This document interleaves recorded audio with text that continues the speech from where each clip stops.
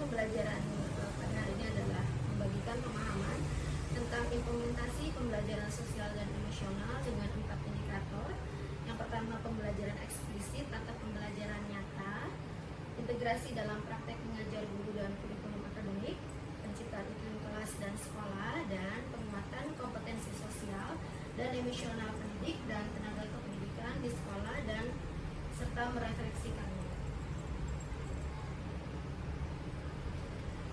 Oke, definisi pembelajaran sosial dan emosional. Jadi maksud dari pembelajaran sosial emosional ini adalah proses pembelajaran yang membantu seseorang atau individu untuk mengembangkan kemampuan untuk memahami dan mengelola emosi, membangun hubungan yang positif dengan orang lain, membuat keputusan yang bertanggung jawab, dan mencapai tujuan hidup. Pembelajaran sosial emosional tidak hanya fokus pada aspek akademik, tetapi juga pada aspek sosial dan emosional yang sangat penting dalam kehidupan sehari-hari.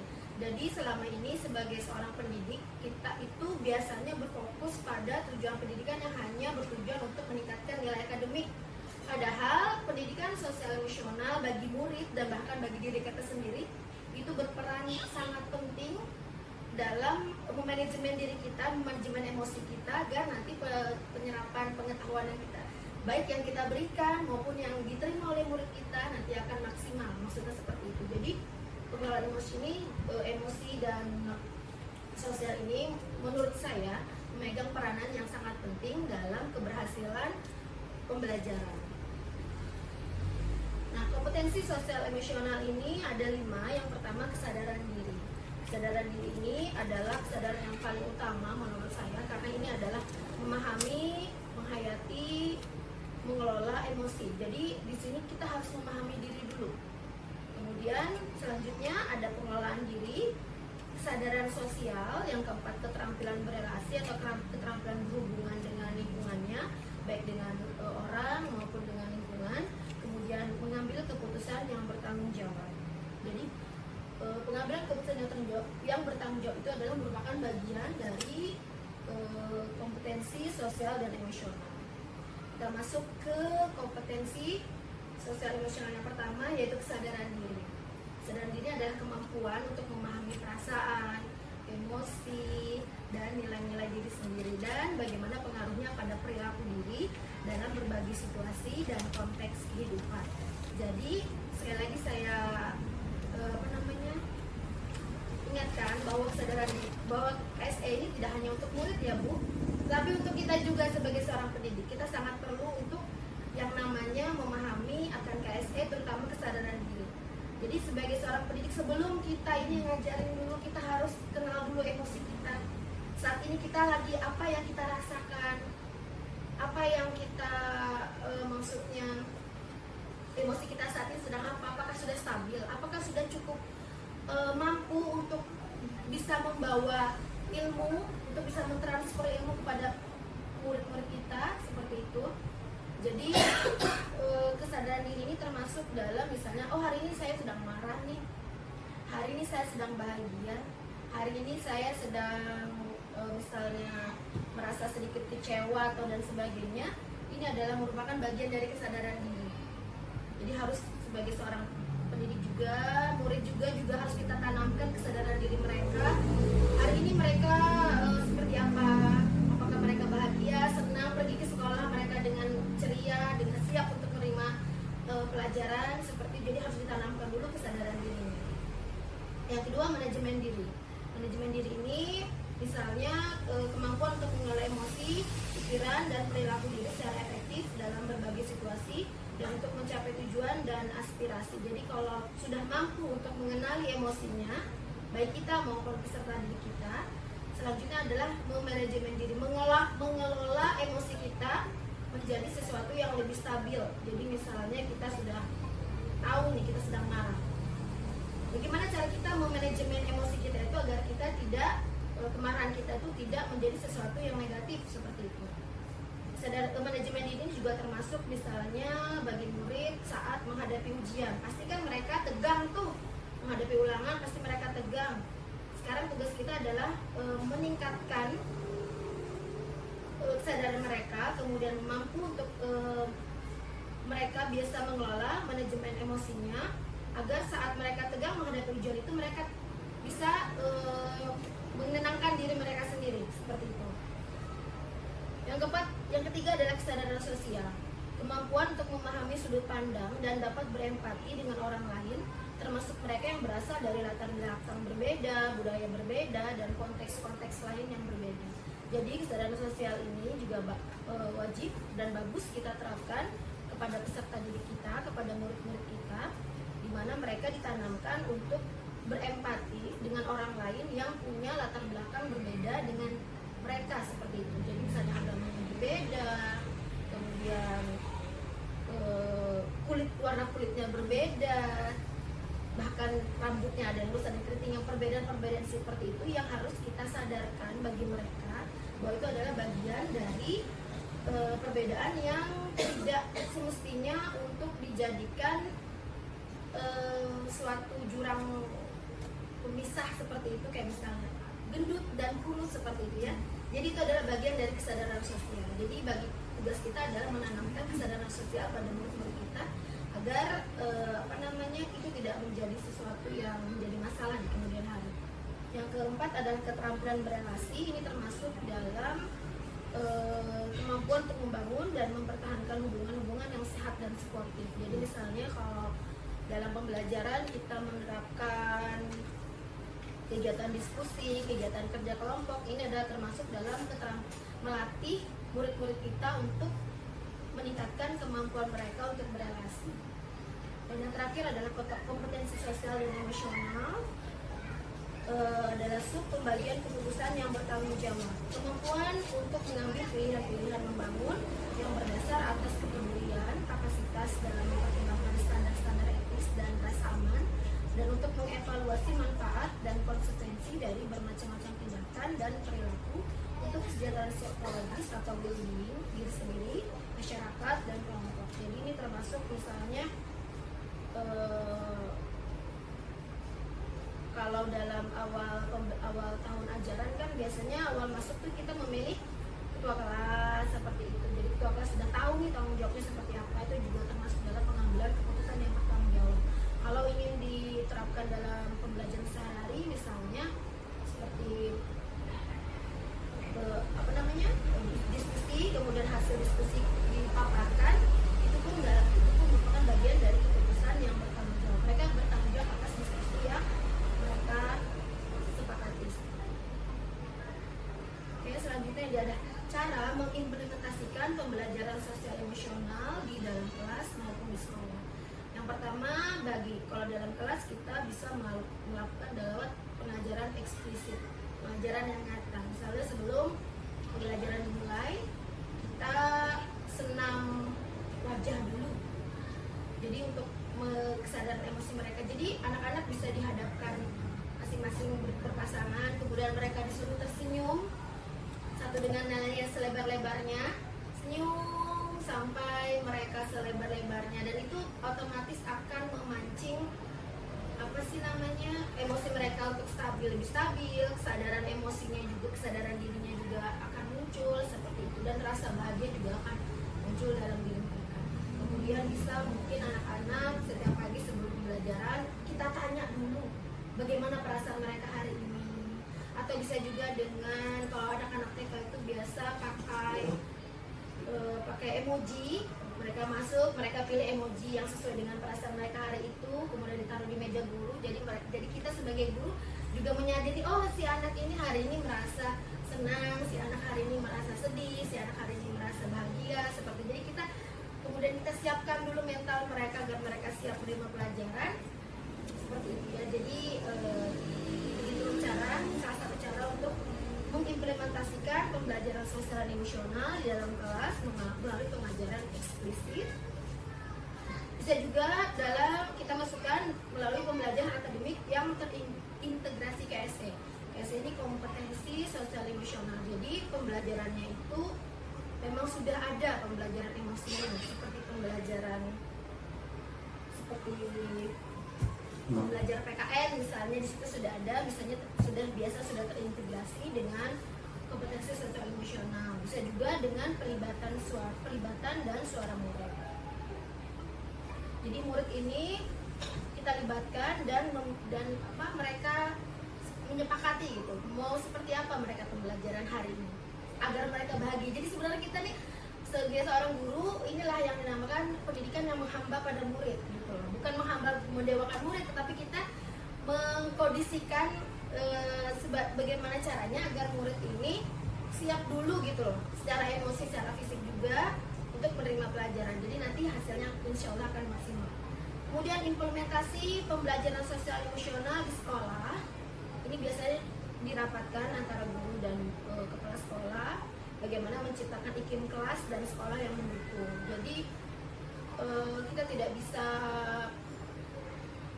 ujuk-ujuk menciptakan sebuah kondisi sosial, sebuah kondisi yang mendukung untuk anak-anak itu bisa bahagia, tetapi kita harus memikirkan juga nih caranya kayak apa sih di kelas ini agar mereka senang, di sekolah ini lingkungannya harus seperti apa. Jadi ini memang harus dirembukan, harus dipikirkan seperti itu. Yang kedua, berfokus pada KSE pendidik dan tenaga pendidikan. Jadi maksudnya kita pun sebagai guru dan sebagai Mbak Dini misalnya dan Alma juga harus ikut gitu loh, ikut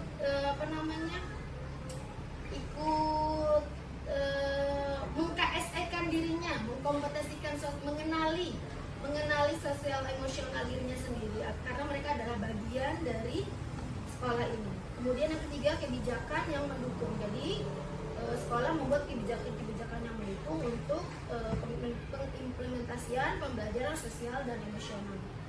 Yang keempat, dukungan terintegrasi yang berkelanjutan. Jadi tidak hanya dibikin sudah, tetapi harus kita pantau, harus diteruskan, kalau perlu ditingkatkan seperti itu.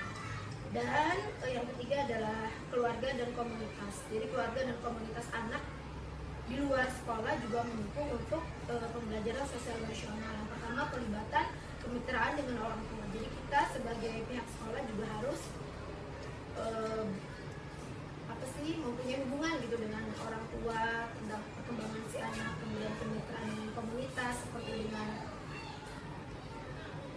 komunitas sekolah, kemudian terbentuk sistem dalam upaya peningkatan berkelanjutan. Jadi tidak hanya ujuk-ujuk tidak hanya direncanakan, kemudian tidak diobservasi, tetapi harus dipikirkan cara berkelanjutannya. Oke. Selanjutnya ada integrasi dalam praktek mengajar guru dan kurikulum akademik. Yang pertama, ini dalam kelas ya, sebagai seorang guru kita melakukan pembukaan hangat, memberikan kesempatan pada murid untuk berbicara, mendengarkan aktif, memungkinkan interaksi, menciptakan rasa memiliki, dapat menyembuhkan salah satu kompetensi sosial dan emosional. Jadi seperti tadi. Jadi begitu masuk jangan langsung kita materi, buka halaman sekian, gitu ya, jangan. Tapi kita kondisikan dulu anak-anak kita, murid-murid kita. Jadi kalau perlu kita dengarkan dulu, lihat dulu wajah anak kita satu-satu, tanyakan dulu perasaan mereka hari ini seperti itu. Kemudian kalau bisa kita sedikit membantu mereka agar mereka bisa kembali memiliki kepercayaan diri. Yang kedua adalah kegiatan itu yang melibatkan, yaitu melakukan diskusi akademik, pembelajaran kooperatif, pembelajaran berbasis proyek, refleksi diri dan penilaian diri, pemberian suara dan pilihan. Ini masih kegiatannya dalam pembelajaran. Jadi kita kalau biasa melakukan pembelajaran dengan berdiskusi, itu akan meningkatkan kompetensi sosial mereka. Yang ketiga, penutupan optimistik. Jadi merefleksi kegiatan, mengapresiasi atau memberi penghargaan kepada murid kita dengan cara-cara positif lainnya untuk memperkuat pembelajaran. Selanjutnya adalah menciptakan iklim kelas dan budaya sekolah. Iklim kelas merupakan suasana atau atmosfer yang tercipta di dalam ruang kelas yang dipengaruhi oleh interaksi antara guru dan murid, di mana di antara siswa itu sendiri. Jadi tidak hanya kita dengan murid, tapi juga murid dengan murid. Iklim kelas yang positif ditandai dengan rasa saling percaya, hormat, dan dukungan. Budaya sekolah merupakan nilai-nilai, norma, dan keyakinan bersama yang dianut oleh seluruh anggota komunitas sekolah, termasuk guru, siswa, staf, dan orang tua. Budaya sekolah yang positif menciptakan lingkungan belajar yang aman, inklusif, dan mendorong pertumbuhan. Jadi jika kita ingin menciptakan budaya sekolah yang baik, itu sebaiknya dimulai dari lingkungan kelas dulu. Lingkungan kelas yang positif itu otomatis akan terbawa ke dalam lingkungan sekolah yang positif juga. Cara menciptakan iklim kelas dan budaya sekolah yang positif, yang pertama membangun hubungan yang positif pastinya. Kita harus membangun hubungan yang positif, tidak hanya dengan sesama guru, tetapi juga dengan murid, dengan orang tua murid juga. Kemudian menciptakan lingkungan yang aman, mendorong partisipasi aktif semua untuk bisa mendukung kegiatan fasilitasi pembelajaran sosial emosional. Jadi dari sekolah harus bisa menyediakan fasilitas pembelajaran sosial emosional, misalnya seperti tadi jika ingin guru menggunakan papan emoji di sekolah menyediakan seperti itu. Kemudian keterlibatan orang tua siswa dan pengembangan profesional guru. Bagi kita guru, cara penguatan kompetensi sosial dan emosional pendidik dan tenaga kependidikan, tidak hanya bagi kita guru, maksud saya, tapi juga bagi tenaga kependidikan. Yang pertama pastinya menjadi teladan. Jika kita menjadi teladan, kita melakukan hal-hal baik, kita mencontohkan, kita menerapkan kompetensi sosial emosional dalam peran dan tugas kita di sekolah, tentunya akan menciptakan efek yang baik bagi murid kita. Kalau murid kita melihat sikap kita yang baik, tentunya mereka akan mencontoh. Kemudian menciptakan budaya yang apresiasi dan menunjukkan kepedulian. Bisa dengan belajar juga, dengan melakukan pembiasaan merefleksikan kompetensi sosial dan emosional, dan berkolaborasi di tempat kerja. Jadi kolaborasi di tempat kerja juga bisa meningkatkan kompetensi sosial dan emosional. Dari keluarga dan komunitas juga dapat membuat peningkatan kompetensi sosial dengan cara membuat kesepakatan bersama-sama, membuat komunitas belajar profesional lewat KKG seperti itu. Oke, sampai di sini Bapak Ibu, ada yang ingin diumpan balik buat saya?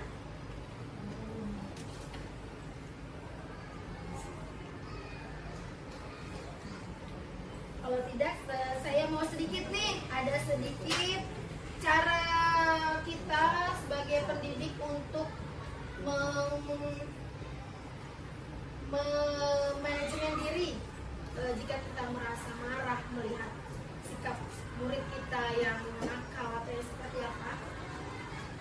Kita bisa melakukan beberapa cara, ada 3 cara ya. Yang saya tahu ada teknik stop, kita ambil nafas, kita duduk, kita tegak dulu, kita ambil nafas, kita pejamkan mata. Boleh deh kita tapi pakai musik ya.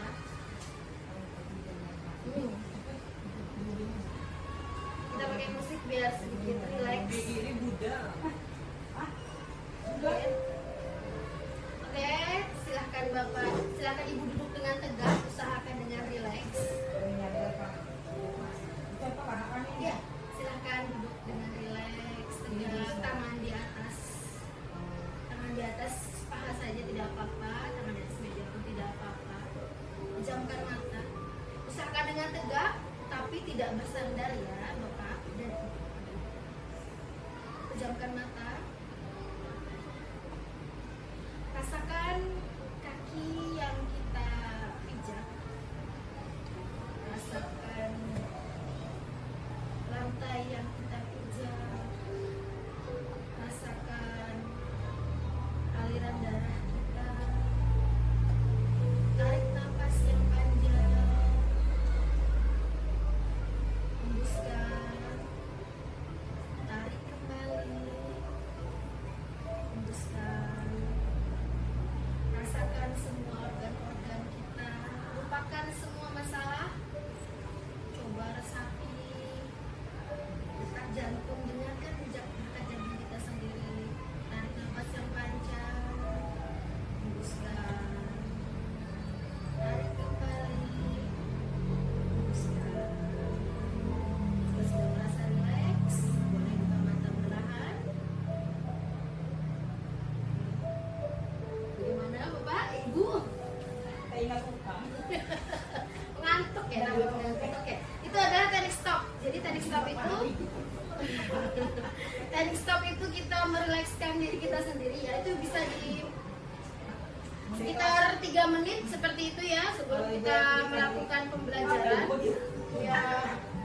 Dan ada lagi nih satu teknik yang namanya mindful, apa sih, mendengarkan dengan sadar. Ada 3, mendengarkan dengan sadar atau melihat dengan sadar. Oke, ini yang mendengar dengan sadar. Bisa kita mulai kembali ya. Oke, silakan Ibu duduk senyaman mungkin. Bapak Ibu bisa menggeser posisi duduknya agar lebih nyaman. Cari posisi yang lebih nyaman.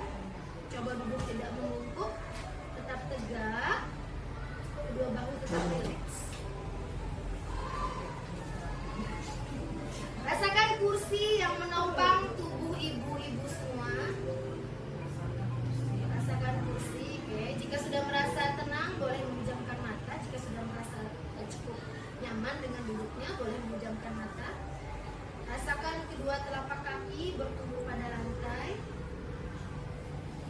Silakan letakkan tangan pada pangkuan atas, di atas meja atau di atas paha. Coba untuk rileks. Silakan pejamkan mata jika merasa nyaman atau cukup arahkan pandangan ke bawah saja. Coba untuk rileks, rileks dan rileks lagi. Dengarkan suara yang terdengar dari tempat Ibu sekarang ini. Mulai dari suara yang paling dekat. Suara apa yang bisa kita dengar? Pikirkan. Kira-kira dari mana suara itu berasal? Rasakan suara itu. Sambil terus bernafas, tarik nafas panjang. Sekarang dengarkan suara yang paling jauh.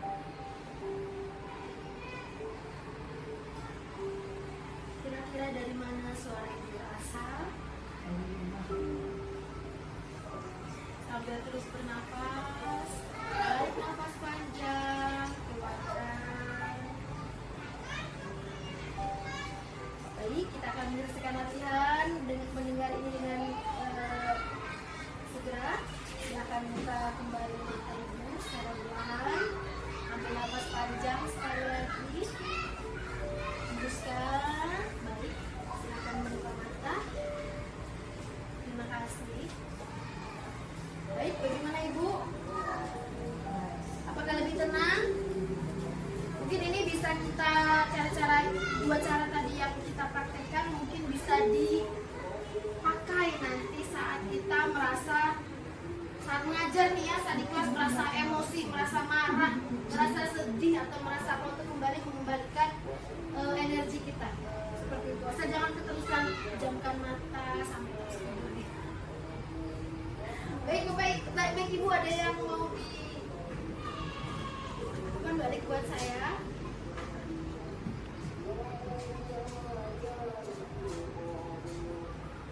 Apakah Ibu pernah gitu menerapkan, menanyakan gitu perasaan anak-anak sebelum mulai pelajaran secara acak gitu, atau Kalau pagi biasanya kita tanyakan dulu ya bagaimana hari ini, baik, gembira, kalau sedih kenapa? Iya. Tapi kan setiap pagi itu kita ditanyakan sebelum kita mulai pelajaran kan ada berapa seksi dulu. Ibu saya sedikit menyesal. Ya. Itu mempengaruhi lah Bu, walaupun hal yang kita anggap sepele itu mempengaruhi dalam proses pembelajaran nanti gitu. Karena anak kita Salah membawa orang tua membawakan menu bekal yang bisa berdampak. iya. Mungkin kalau pagi belajar memberikan pembelajaran mungkin bisa dengan senam senyum tadi, senyum dulu yang lebar gitu kan. Jadi kalau misalnya apa namanya mereka sudah merasa bahagia, moodnya itu akan terpancing. Selama ini ada yang pernah menjalankan itu Bu pakai apa namanya emoticon gitu. Dulu masih rencana, Bisa rencana caranya banyak saya pun ingin gitu kan, bikinnya itu kan kita harus menjalankan banyak emoticon ya, dari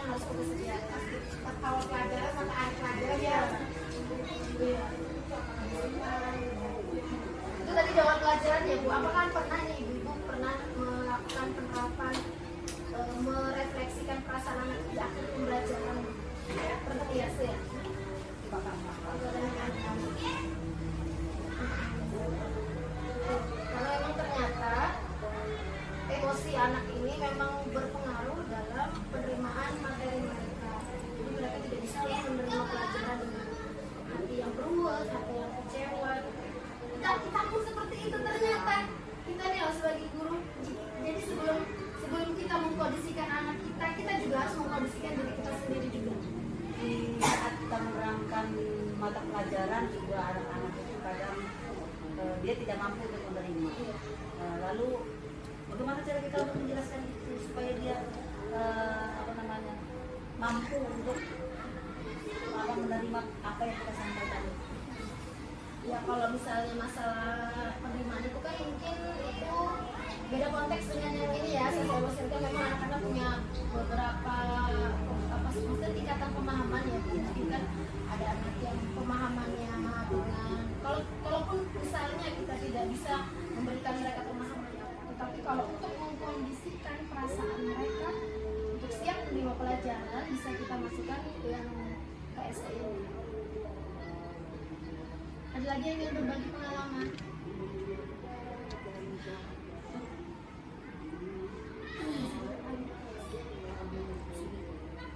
Baik, mungkin itu saja yang bisa saya bagi untuk hari ini.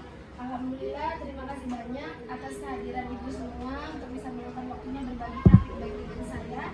Terima kasih sekali lagi saya ucapkan. Wabillahi taufiq wal hidayah. Wassalamualaikum.